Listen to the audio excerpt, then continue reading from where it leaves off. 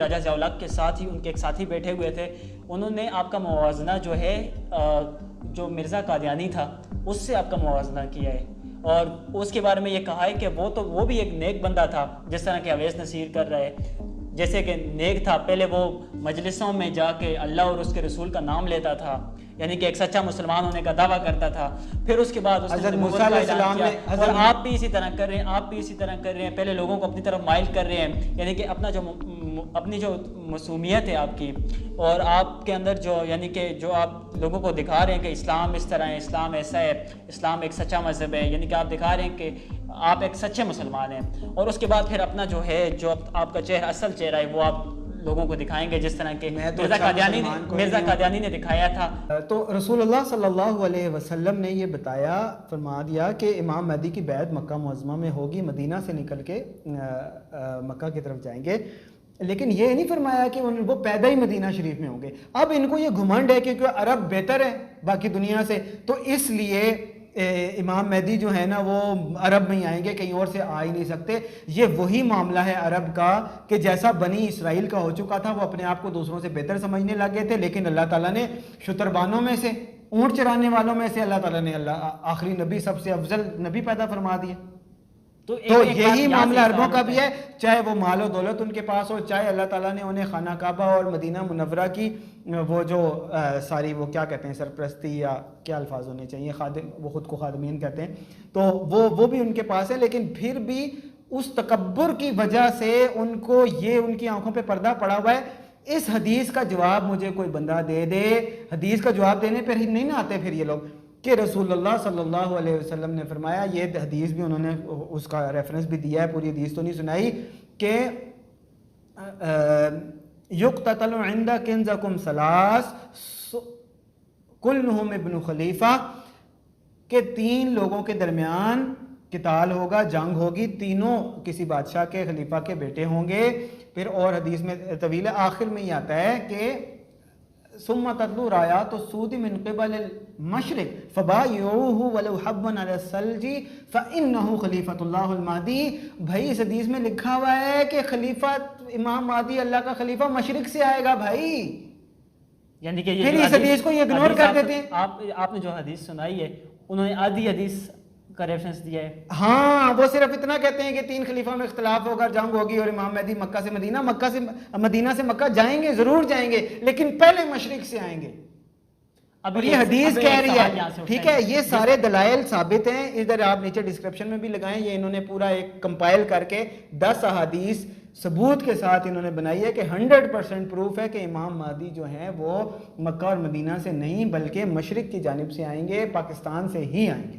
ابھی یہاں سے سوال اٹھتا ہے، ان کو تو غرور ہو سکتا ہے، تکبر اللہ نہ کرے ہو سکتا ہے، ان کے تو لاکھوں ویوز ہیں، آپ کو کس چیز کا تکبر ہے؟ آپ کیوں یہ کہہ رہے ہیں کہ محمد قاسم ہی ہے جو ہے نا وہی امام مہدی ہیں؟ آپ کو دوسروں کی باتیں کیوں جھوٹی لگتی ہیں؟ اپنی بات یعنی کہ کیوں سچی لگتی ہے؟ یہ مجھے سمجھ نہیں آ رہا، اور سوال بھی لوگ یہ پوچھتے ہیں آپ کو اپنی ہی باتیں سچی کیوں لگتی ہیں؟ کہتا ہوں وہی بات، سمجھتا ہوں جسے حق، نئے ابلہ مسجد ہوں نہ تہذیب کا فرزند، اپنے بھی خفا مجھ سے ہیں بیگانے بھی نہ خوش، میں زہر حلاحل کو کبھی کہہ نہ سکا قند۔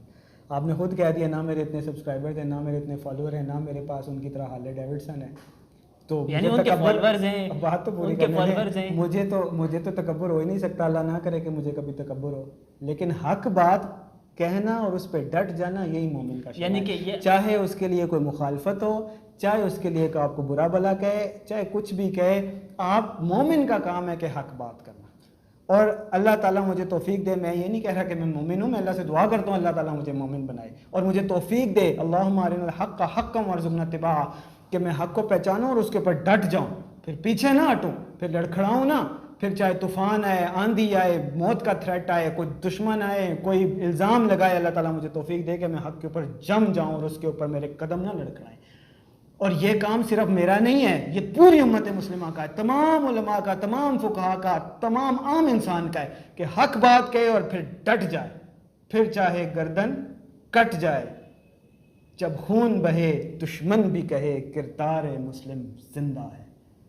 یہ میرا کام نہیں، ہر ایک کا کام ہے، اور یہ تکبر نہیں ہے، یہ عاجزی ہے، یہ حق پرستی ہے، اللہ کی اطاعت ہے، یہ تکبر نہیں ہے. جب آپ کو پتہ ہے کہ حق ہے آپ اس حق کے اوپر ڈٹ جائیں, دلیل لائیں, ثبوت لائیں.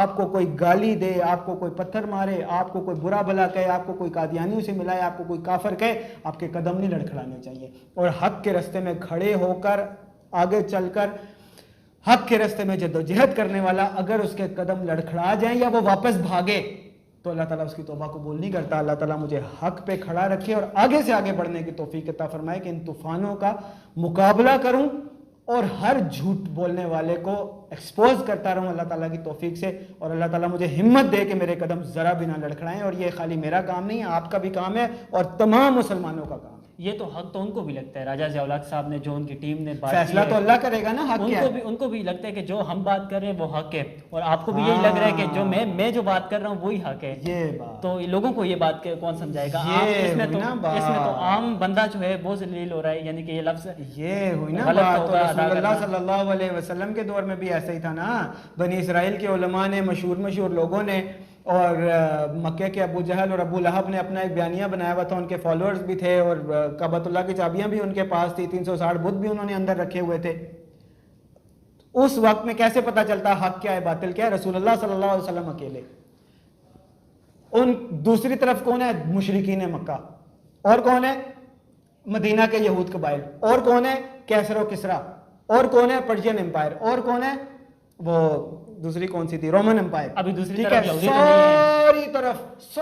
ساری دنیا ایک طرف تھی. رسول اللہ صلی اللہ علیہ وسلم ایک کھڑے ہوتے ہیں, اشہد ان لا الہ الا اللہ, اللہ کے سوا کوئی معبود نہیں. 360 بت جو کعبے کے اندر رکھے ہیں, ان کو یہی تو گھمنڈ تھا کہ یہ کعبہ ہمارے پاس ہے, اس کے اندر بت رکھے ہیں, ہمارے پاس عربوں کی سرداری ہے, ہمارے پاس سارے قبائل کے بت پڑے ہوئے ہیں.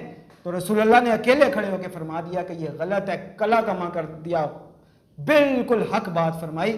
تو کس نے ثابت کیا؟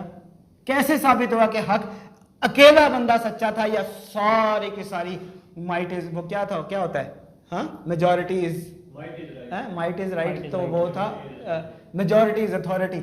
تو یہ جو جھوٹ ہے نا اس کو میجورٹی از اتھارٹی یہ کہتے ہیں. کس نے ثابت کیا؟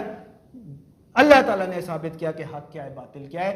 عوام کا کام اندھی تقلید نہیں ہے. مجھے اندھی تقلید نہ کریں, مجھے نہ فالو کریں. میں نے کب کہا مجھے فالو کریں؟ اللہ سے دعا کریں. یہ بیٹھے ہوئے ہیں, وہ سامنے بیٹھے ہیں, یہ بیٹھے ہیں, وہ بیٹھے ہیں. بھائی اللہ سب کا ہے, تو 2 نفل پڑھ لے. وہ ایک سجدہ جسے تو گراں سمجھتا ہے 1000 سجدوں سے دیتا ہے آدمی کو نجات. کسی اویس کو پوجنے کی ضرورت نہیں ہے, کسی راجہ ضیاء الحق کو پوجنے کی ضرورت نہیں ہے, کسی محمد بن سلمان کو پوجنے کی ضرورت نہیں ہے, کسی مفتی مینگ کو پوجنے کی ضرورت نہیں ہے. وہ ایک سجدہ جسے تو گراں سمجھتا ہے 1000 سجدوں سے دیتا ہے آدمی کو نجات. کون سا مشکل کام ہے بھائی؟ سجدہ کریں, 2 نفل پڑھیں, اللہ تعالیٰ سے مانگیں یا اللہ حق کیا ہے. خود دودھ کا دودھ پانی کا پانی ہو جائے گا, اتنی سی بات ہے. کیوں کنفیوز ہوتے ہیں بھائی, کیوں کنفیوز ہوتے ہیں؟ مانگیں اللہ تعالیٰ سے. اللہ تعالیٰ نے تو ڈائریکٹ آپ کو ہاٹ لائن پہ لیا ہوا ہے. ہر ایک بندہ اللہ تعالیٰ کو ڈائریکٹ لائن ملائے, کال کرے, سجدہ کرے. اگر اس کو اللہ تعالیٰ حق نہ دکھائے تو پھر بات کرے.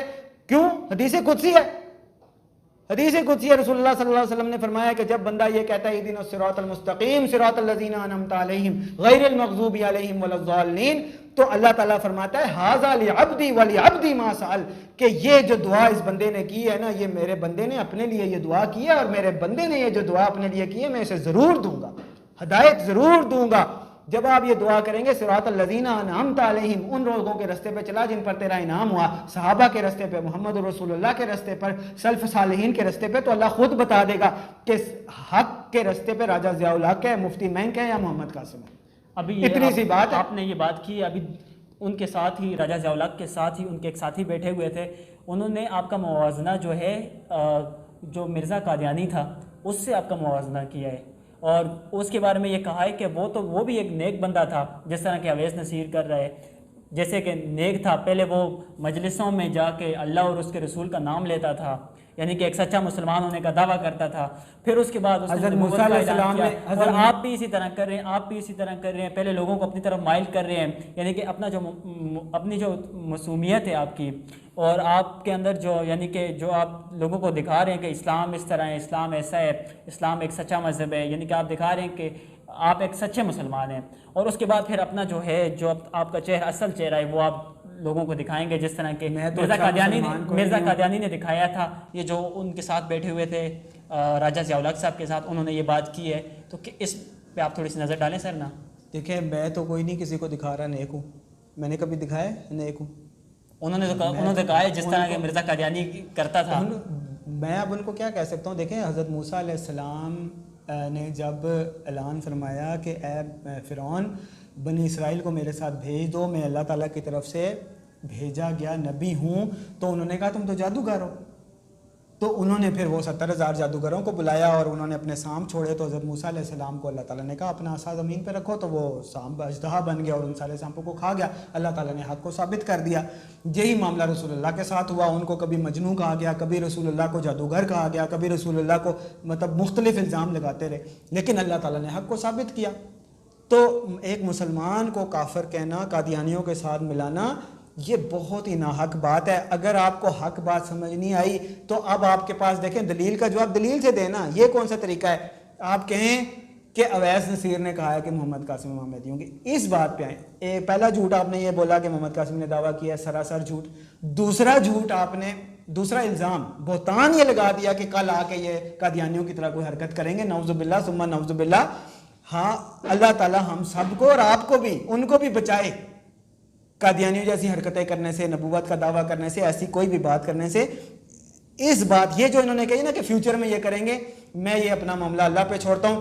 اے اللہ تو ان کو جواب دے کہ یہ جو ہمیں قادیانیوں کے ساتھ ملاتے ہیں اور یہ جھوٹے نبوت کے دعوے داروں کی روش کے اوپر ہمیں چلنے والا کہتے ہیں, یا اللہ تو ان کو جواب دے.